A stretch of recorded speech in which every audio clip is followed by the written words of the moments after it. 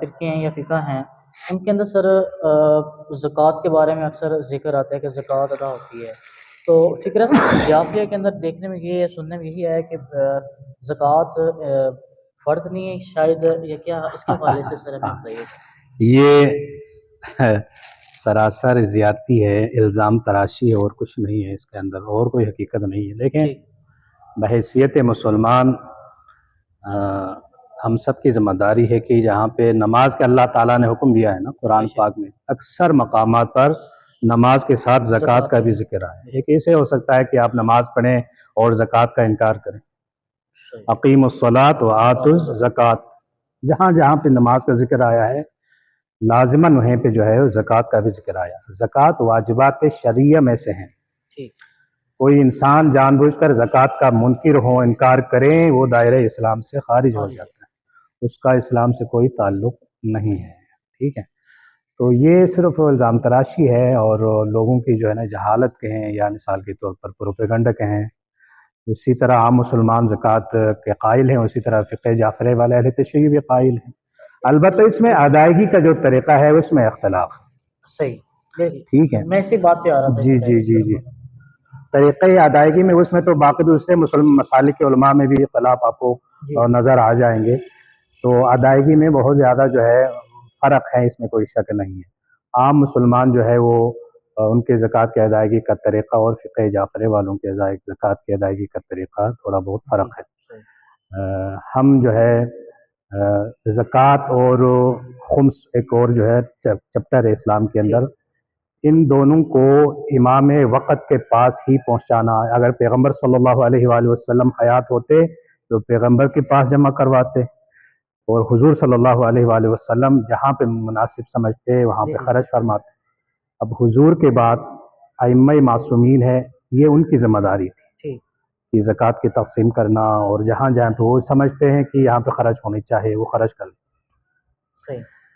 اب یہ ہے کہ چونکہ آپ نے میرا نہیں خیال کہ اس چپٹر کو پتہ نہیں اسٹڈی کیا ہے کہ نہیں کیا، اگر تو اب چونکہ یہ ایک دوسرے کے ساتھ لازم و ملزوم ہے، ریلیٹ کرنے والے مسائل ہیں، نماز، روزہ، حج، زکوٰۃ، خمس و جہاد، اور اس کے پیچھے جو ہے کہ عقیدے کا بھی مسئلہ ہوتا ہے، عقیدہ امامت کا۔ اس بنا پر ہمارا عقیدہ یہ ہے کہ امام وقت جو ہے انہی چیزوں کو کلیکٹ کرتا ہے، یا ان کے حکم سے ان کے مامورین، ان کے کارندے یا ان کے مطلب متعلقین عاملین جو ہے پھر امام کی بارگاہ میں یا پیغمبر صلی اللہ علیہ وسلم کے دربار میں پہنچا دیا جاتا ہے، جہاں وہ سمجھے خرچ کریں۔ جنرل ضیاء کے دور کا کیا واقعہ ہے جس کی وجہ سے آپ کے علماء کرام آئے تھے آن ایئر کہ یہ انہوں نے غلط ڈیسائیڈ کیا کہ بینکوں کے جو زکوٰۃ کاٹے گی اور ہم سے اجازت بھی نہیں لی؟ ہاں، یہ ایک علیحدہ ایشو ہے، شاباش۔ اب میں وہیں پہ آنا چاہ رہا تھا، اگر پہلے والا جو ہے نا میرا فقرہ اگر مکمل ہو تو پھر یہ آپ کے سمجھ میں آ جائے۔ تو زکوٰۃ ہم آپ کو میں نے گزارش کر دی کہ امام وقت کے پاس جمع کرانا اور وہاں پہ پہنچانا، وہ فریضہ زکوٰۃ تب جا کر ادا۔ اب امام وقت اس وقت آپ یہ سوال کریں آپ کے پاس نہیں ہے ظاہری طور پر، تو پھر کس کے پاس جمع ہوگا؟ جی بنتا ہے یہ سوال، ہے نا؟ تو یہ ہے کہ امام زمانہ اس وقت جو 12ویں امام ہے، امام مہدی عجل اللہ تعالیٰ فرجہ الشریف، اس وقت حیات ہے۔ جی امام مہدی کے حوالے سے آپ کے اہل سنت کا بھی نقطہ نظر وہی ہے جو ہمارا ہے، یعنی امام کی آمد کا انتظار وہ بھی کر رہے ہیں اور ہم بھی کر رہے ہیں۔ ٹھیک ہے، امام مہدی پر اہل سنت کا بھی عقیدہ ہے، ہمارا بھی عقیدہ ہے۔ البتہ آپ لوگ کہتے ہیں کہ مثال کے طور پر دوسرے عام مسلمان کہ امام مہدی ابھی پیدا ہوں گے، ہمارا عقیدہ ہے امام مہدی کی ولادت ہو چکی ہے، اللہ کے اذن کا منتظر ہے، جب خدا کی طرف سے اذن ہوگا امام دنیا کے سامنے آ جائے گا۔ اب جو آخری امام ہے، ہم نے یہ زکوٰۃ وغیرہ امام کے بارگاہ میں پہنچانی تھی۔ اب امام زمانہ ظاہری طور پر ہماری نظروں میں نہیں ہے، لہٰذا اس دور کو غیبت کبریٰ کہا جاتا ہے۔ غیبت یعنی غائب ہو جانا، کیونکہ امام مہدی ہماری نظروں سے غائب ہے، لہٰذا ظاہری بات ہے پھر نظام کائنات تو چلنا ہے، ظاہری بات ہے یہ جو معاملات زندگی ہے، عبادات ہے، معاملات ہیں، اب یہ زکوٰۃ کس کے پاس جمع ہوگی؟ تو پھر غیبت کبریٰ میں فقہ جعفری کے مطابق، اہل تشیع کے عقیدے کے مطابق، امام زمانہ کا وہ جو نائب عام جنہیں مجتہد کہتے ہیں، جامع الشرائط مجتہد، ان کے جو ہے طرف جو ہے ہم یہ چیزیں پہنچا دیتے ہیں، ان تک پہنچا دیتے ہیں۔ اب ان تک رسائی ممکن نہ ہو تو ان کی اجازت سے ہم جو ہے غریب و غربا میں زکوٰۃ اپنے ہاتھوں سے تقسیم کرتے ہیں. صحیح کسی ظالم جابر حکومت کے پاس ہم زکوٰۃ جمع نہیں کرواتے. صحیح ٹھیک ہے.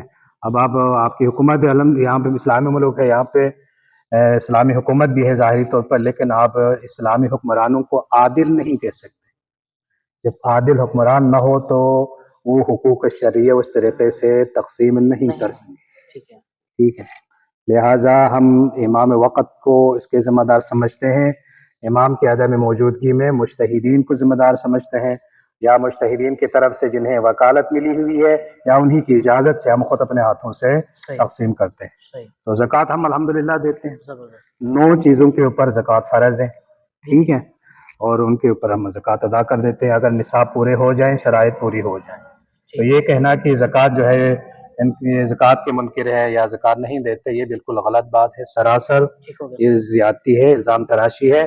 جو زکوٰۃ کا منکر ہو جائیں اس کا اسلام سے کوئی تعلق نہیں ہے, وہ مسلمان ہی نہیں ہے. دوسرا حصہ جو آپ نے ضیاء الحق کا جو مسئلہ چھیڑا ہے, وہ دیکھیں یہ پاکستان ہے. ٹھیک ہے.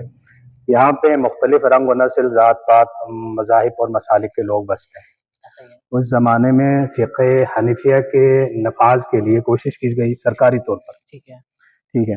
تو یہاں پہ جو پرسنل لاز ہیں, یعنی جو ذاتی جو مسئلہ و مسائل ہیں, آپ مثال کے طور پہلے سنت ہے تو پھر آپ کے اپنے کچھ مسائل ہیں جو آپ کے پرسنل ہے. میں فقہ جعفری سے تعلق رکھتا ہوں. جی جو پرسنل لاز میں مداخلت کوئی نہیں کر سکتا اور اس پر پابندی لگا سکتا. ٹھیک ہے. تو زکوٰۃ کی ادائیگی بھی انہی جو ہے پرسنل لاز میں شامل ہے. لہٰذا انہوں نے کوشش یہ کی کہ ان سب کو جو ہے ایک ہی چھتری کے نیچے جمع کریں اور سب کے اوپر حکومت کے قوانین نافذ کیے جائیں, جو کہ ہمارے عقیدے سے متصادم تھے. لہٰذا ہمارے علماء کرام نے اس سے انکار کیا. ان میں ایک مسئلہ عشر کا تھا, دوسرا مسئلہ جو ہے یہ بینکوں کا جو مسئلہ تھا. کیونکہ عام طور پر ماہ رمضان جیسے آ جاتا ہے, بینکوں کے اندر زکوٰۃ کی کٹوتی ہوتی ہے یا عشر کے نام سے, باہر جس طرح کے نام انہوں نے دیے. تو زکوٰۃ ہم جو ہے ظالم حکومت کو یا ظالم حکمران کو دینے کے قائل نہیں ہے. اگر بینک والے اپنے مرضی سے کٹوتی کرتے ہیں تو پھر یہ ہمارے عقیدے کے مطابق صحیح نہیں ہے. لیکن آج کل بڑے مزے کی بات یہ ہے کہ ماہ رمضان جیسے ہی آتا ہے تو پورے پاکستان میں 95% جو ہے وہ اہل تشیع جو ہے بن جاتے ہیں بینکوں کے اندر. ٹھیک ہے.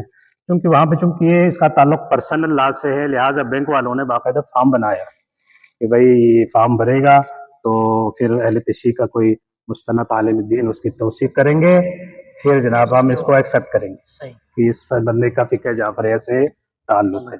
لہٰذا اس بیس پر جو ہے ہم اس کی کٹوتی نہیں کریں گے. ظاہر بات ہے اس میں تو نقصان ہے. تو لوگوں نے کہا نہیں جی اس نقصان سے بچنے کا واحد حل یہی ہے کہ اپنے آپ کو شیعہ ڈکلیئر کیا جائے. تو ماہ رمضان میں آپ جائیں, شیعوں سے زیادہ عام مسلمان اپنے آپ کو ہاں جی بیٹھے ہوئے نظر آئیں. ٹھیک ہے.